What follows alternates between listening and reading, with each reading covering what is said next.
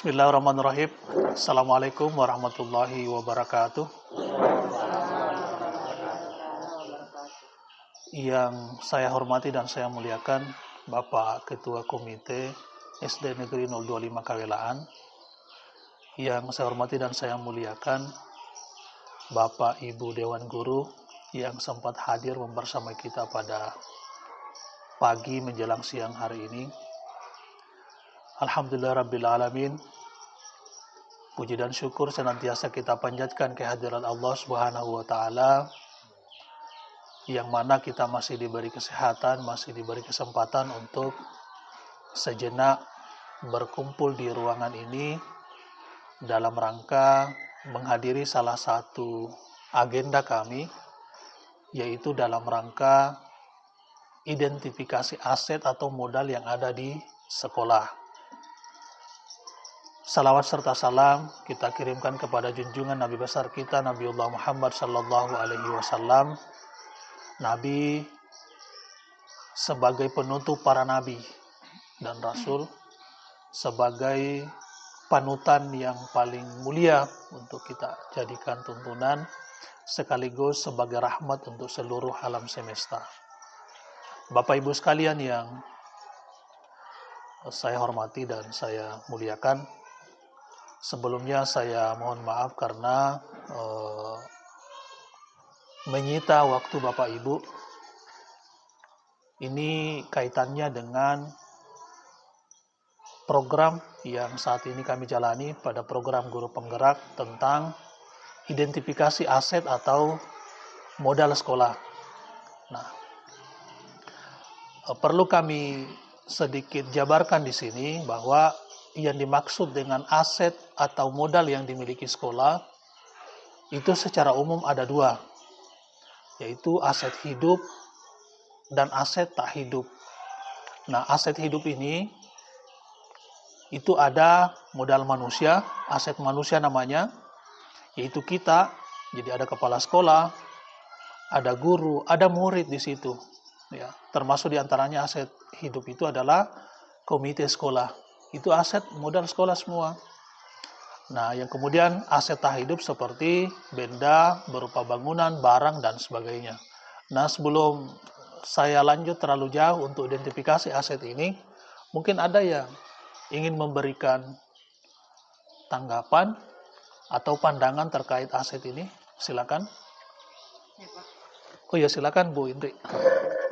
Selama ini saya kira itu aset cuma berupa kayak benda-benda mati, kayak misalnya bangunan, meja, bangku, lemari. Iya. Oh ya, oke. Jadi memang betul, bahkan saya sendiri, pemahaman awal kami sebelum masuk di program Guru Penggerak ini bahwa yang dimaksud dengan aset itu adalah sesuatu yang berbentuk benda mati ya. Contoh bangunan ini, aset kita kalau kita identifikasi selain ruang kelas, ada ruang perpustakaan, ada ruang laboratorium, ada ruang UKS. Nah, itu yang bersifat benda atau sebuah bangunan fisik, tapi makna dari aset atau modal sekolah itu lebih dari itu, termasuk diantaranya adalah modal manusia. Nah, kita ini, saya sebagai kepala sekolah sekaligus sebagai calon guru penggerak di sini, Bapak Ibu sebagai guru, dan ada juga hadir ketua komite di sini, itu adalah aset atau modal sekolah semua yang bisa kita manfaatkan untuk kemajuan sekolah maupun dalam mengelola program-program atau kegiatan-kegiatan yang dilaksanakan di sekolah. Nah, itu. Jadi untuk lebih jelasnya saya akan jabarkan dulu aset apa sih yang dimiliki sekolah. Nah, yang pertama aset manusia atau modal manusia tadi sudah kita jelaskan. Itu kepala sekolah, ada guru. Yang paling menonjol di sini guru kita di sini sudah ada yang bersertifikat pendidik.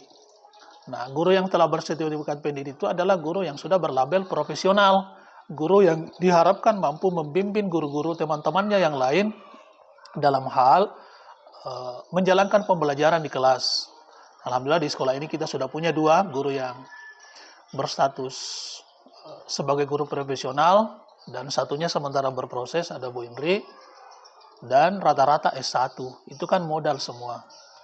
Nah, jadi bersertifikat pendidik itu ada 2, saya sendiri, kemudian ada Bu Agama. Ini modal yang belum tentu dimiliki oleh sekolah lain. Ya, karena guru profesional itu adalah guru yang bersertifikat pendidik itu adalah guru yang telah diuji dan sudah disertifikasi oleh kementerian bahwa dia layak dikatakan sebagai guru profesional yang diharapkan dapat menjadi motor penggerak sekaligus membimbing dan membantu teman-temannya dalam bagaimana mengelola pembelajaran di kelas secara profesional pula. Nah, itu. Nah, yang kemudian yang kedua, murid. Aset murid itu aset modal kita. Kemudian aset yang kedua adalah modal sosial. Nah, jadi aset yang kedua adalah aset sosial atau modal sosial. Modal sosial yang dimaksud di sini salah satunya adalah bentuk kerjasama sekolah dengan puskesmas misalnya, ya. Kemudian bentuk kerjasama sekolah dengan pemerintah setempat, pemerintah desa dalam hal ini bagaimana memajukan sekolah.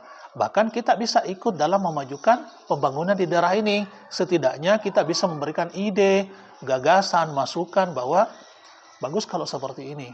Ya. Modal yang ketiga adalah modal politik. Jadi sekolah juga itu punya aset politik. Aset dalam menjalin kemitraan, membangun komunikasi dengan pihak-pihak di luar sekolah. Nah, misalnya modal politik di sini, sekolah punya pengaruh untuk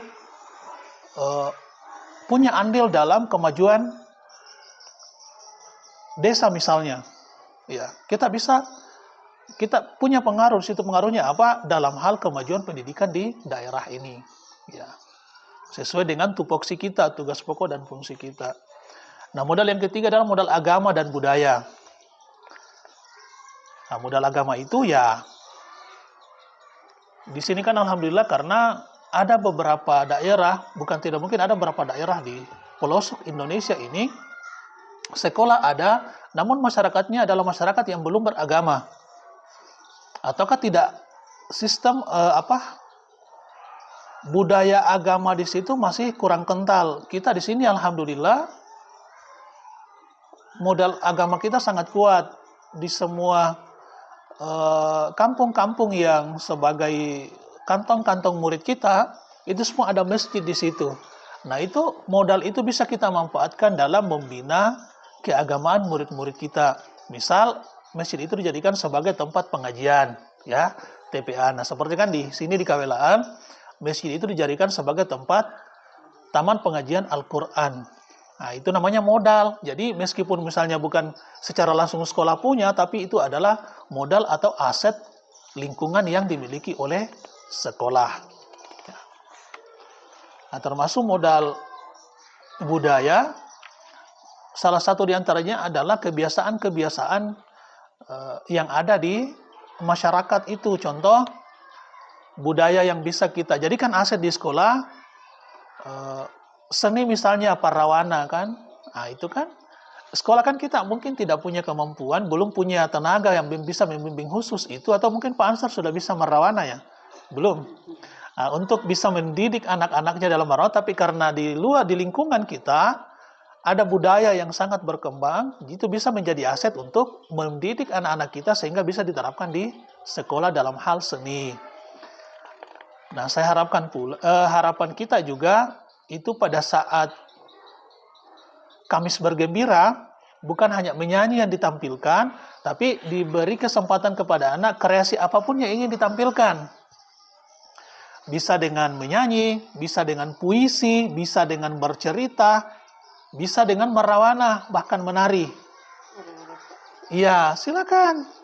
Tidak apa-apa, intinya bahwa Kamis itu adalah Kamis bergembira, anak disilakan mengkreasikan kemampuannya. Jadi bukan dia seberapa pintar dia memainkan alat musik misalnya, tapi yang ingin kita lihat seberapa berani anak itu tampil, percaya diri untuk tampil di depan umum. Itu sebenarnya.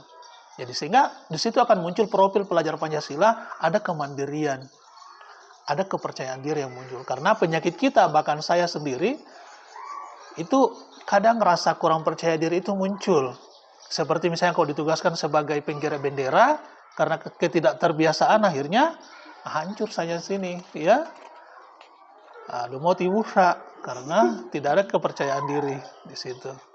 Jadi memang dari kecil itu ditumbuhkan bagaimana anak-anak ditumbuhkan kepercayaan dirinya. Ya.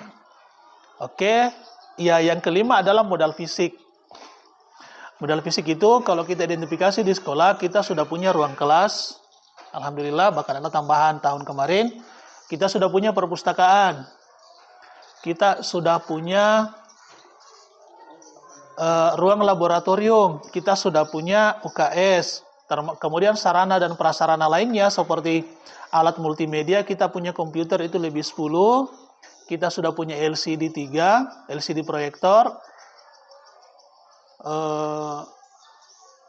Printer ada 4. Dan masih banyak lagi, nanti kita tuangkan di sini dalam hasil identifikasi aset sebentar ya. Nah, alhamdulillah kita juga sudah punya listrik, tegangan 2200 watt, itu aset semua itu. Bahkan ada sambungan internet meskipun masih terbatas. Ya. Modal lingkungan untuk sekolah punya, kita masih punya halaman itu untuk upacara, pelaksanaan upacara bendera. Dan mudah-mudahan ya bisa bertambah ya nanti insya Allah. Kemudian modal lingkungan yang juga dimaksud di sini adalah lingkungan alam kita yang masih sangat asri.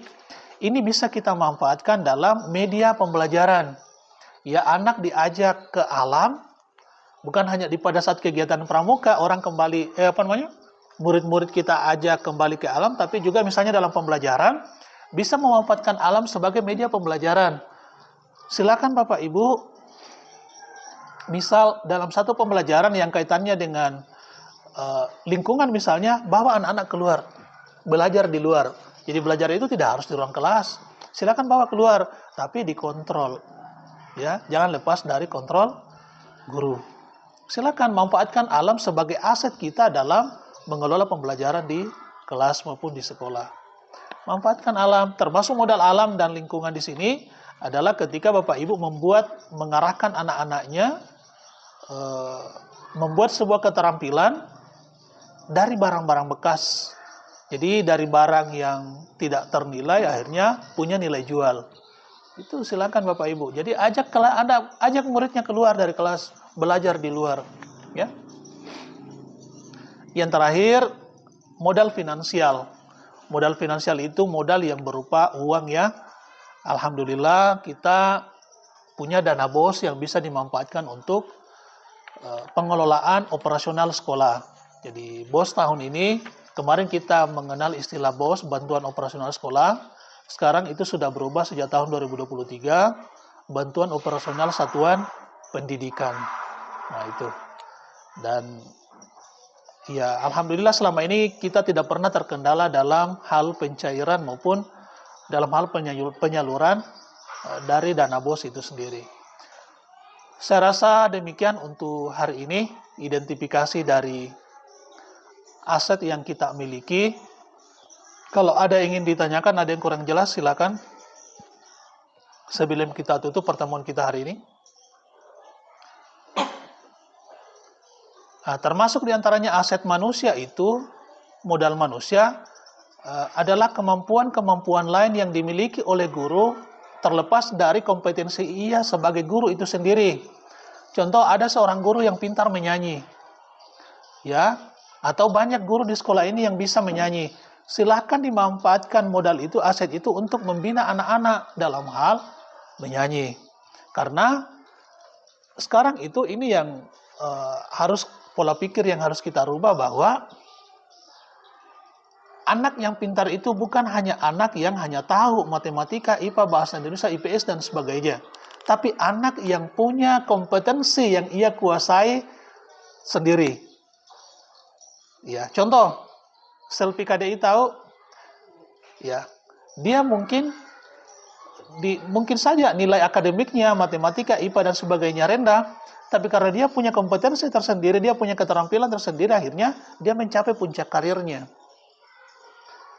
Ya, jadi makanya pembiasaan-pembiasaan seperti itu tadi di pagi hari ada Kamis bergembira untuk memunculkan potensi-potensi anak.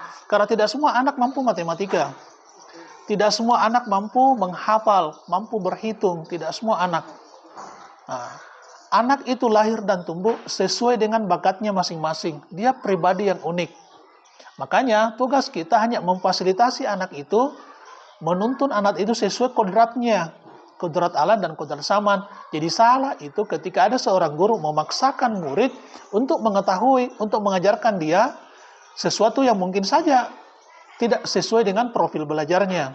Makanya nanti di awal pembelajaran itu Bapak Ibu dituntut untuk mengadakan pemetaan kebutuhan murid namanya. Jadi dipetakan dulu, oh ini anak sukanya, kalau dia belajar dia sukanya auditori, mendengar saja. Berarti dijelaskan, ini anak sukanya kinestetik. Ada 3 model pembelajaran anak. Visual, auditori, dengan kinestetik. Visual itu sesuatu yang nampak. Artinya, anak itu dia mudah menangkap pembelajaran ketika dia melihat secara langsung. Manfaatkan aset yang kita punya, memutarkan video di kelas. Seperti ini loh yang gambar gajah itu seperti ini. Gajah itu lingkungan hidupnya seperti ini. Gambarkan. Ada juga anak yang profil belajarnya itu hanya suka mendengar. Jelaskan dia. Kalau kinestetik berarti dia lebih senang praktek. Nah, 3 profil inilah, 3 cara belajar inilah yang dimiliki anak, itulah yang harus kita tahu sebagai guru, dipetakan dulu. Nah, setelah ditahu, manfaatkan aset yang kita punya di sekolah untuk mendukung pembelajaran itu. Itu sebenarnya. Jadi, sampai kapanpun, kita akan mengatakan ikan itu bodoh ketika ikan itu diajari memanjat. Betul? Sama dengan murid. Murid akan kita katakan dia bodoh ketika kita paksakan dia belajar dengan gaya belajar yang tidak dia suka. Nah, coba ajari ikan berenang. Pasti ikan bilang, kau tidak usah ajari saya berenang, saya sudah tahu. Sama dengan monyet. Coba ajak dia berenang. Pasti dia akan tahu, dia akan tenggelam. Karena bukan bidangnya, bukan sesuatu yang dia suka. Ada kan guru datang ke kelas yang menulis saja, suruh mencatat, keluar. Masuk di kelas sambil keluar. Ya, tidak seperti itu. Jadi kita harus tahu, oh ini model belajar murid saya seperti ini. Pergunakan aset yang ada. Karena murid itu adalah aset, modal kita yang harus kita bimbing. Ya, seperti itu ya. Jadi saya rasa pertemuan hari ini saya anggap cukup karena insya Allah akan ada tindak lanjut dari ini tentang identifikasi aset. Mudah-mudahan dengan kegiatan kita hari ini sudah membuka cakrawala berpikir kita tentang bahwa ternyata di sekolah itu semua yang ada di sekolah itu adalah aset, adalah modal kita. Nah, modal itu bukan hanya sesuatu yang bersifat fisik, sarana dan prasarana, tapi kita sendiri adalah asetnya sekolah. Kita punya potensi untuk merubah sekolah sesuai dengan apa yang dibutuhkan oleh sekolah itu. Ya, di sini kita punya ada juga komite sekolah di sini. Ini aset kita di sekolah untuk setidaknya memberikan masukan terhadap sekolah bagaimana memajukan sekolah dan sebagai perantara kita berkomunikasi dengan orang tua siswa. Nah, itu. Orang tua siswa juga aset. Aset dalam mendukung pembelajaran di sekolah untuk memberikan penekanan kepada anaknya, memberikan ruang kepada anaknya untuk memperhatikan hal-hal yang bersifat pelajaran di sekolah. Dari yang sudah disampaikan tadi Bapak, kan awalnya saya cuma satu aset. Oh iya. Tapi tadi dari yang dijabarkan oleh Bapak, ada beberapa, kalau bukan itu 7 jenis tadi. 7 jenis aset, ada finansial, ada lingkungan, dan dari maksudnya sini dari cuma satu saya tahu, saya menjadi lebih banyak tahu jenis-jenisnya. Dan ternyata aset lingkungan seperti ini, aset manusia seperti ini, aset finansial seperti ini. Paling tidak kita dapat ilmu dari penyampaian Bapak hari ini. Jadi ini Ibu guru kita sudah menyampaikan refleksinya bahwa dari yang sebelumnya aset itu yang kita tahu secara bersama cuma satu, akhirnya kita pahami bahwa aset itu ternyata semua yang ada di sekolah, baik itu benda hidup maupun benda tak hidup, itu adalah aset yang kita harapkan bisa menjadi penopang kita, pendukung kita dalam melaksanakan ataukah mengelola program-program yang ada di sekolah. Yang terakhir sekali, mari kita belajar berpikir berbasis aset, bukan berpikir berbasis kelemahan. Contoh, berpikir berbasis aset itu misalnya ketika kita merencanakan sebuah kegiatan penamatan kelas 6, misal ya. Nah, di situ ketika rapat dilaksanakan, oh kita tidak punya ini Pak, kita tidak punya panggung untuk menampilkan pentas seninya. Yang kedua, listrik kadang mati, misalnya kan. Yang ketiga, anak-anak tidak siap, itu berbasis kelemahan namanya.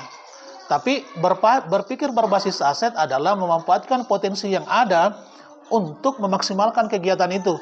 Oke lah, kalau misalnya listrik sedang kadang mati, kita laksanakan di siang hari tanpa menggunakan listrik. Nah, misal anak-anak tidak siap, oke lah, tampilkan apa yang mereka siap karena waktunya mepet. Itu namanya berpikir berbasis aset. Pak, benderanya sobek, kita beli dulu. Kita tidak naikkan bendera hari ini karena benderanya sobek. Itu namanya berpikir berbasis kelemahan. Tapi coba berpikir aset, oke lah, benderanya robek sini, saya bawa pulang dulu, kita jahit di rumah, hanya dijahit saya sedikit, baru dipasang kembali.